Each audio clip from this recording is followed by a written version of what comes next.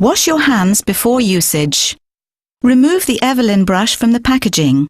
Do not throw the packaging away, as it is necessary for sending the Evelyn brush to the laboratory after usage. Press the sides of the pink cap with your thumb and index finger to remove the pink cap from the Evelyn brush. Ensure that you do not touch the white fibres of the Evelyn brush with your hands. Obtain the sample whilst in a standing position. Assume a comfortable stance, for example, as if you were about to insert a tampon.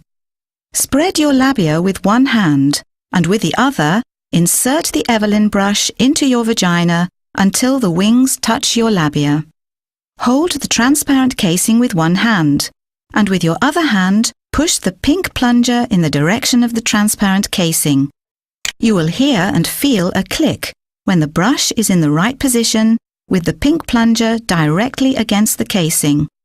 Turn the pink plunger 5 rotations in the same direction.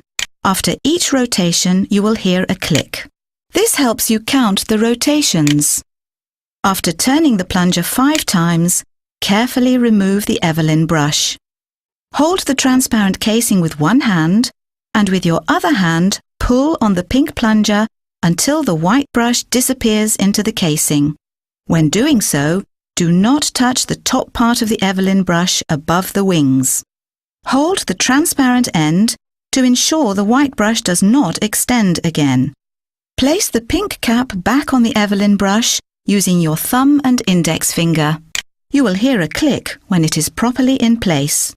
Put the Evelyn brush back inside the packaging.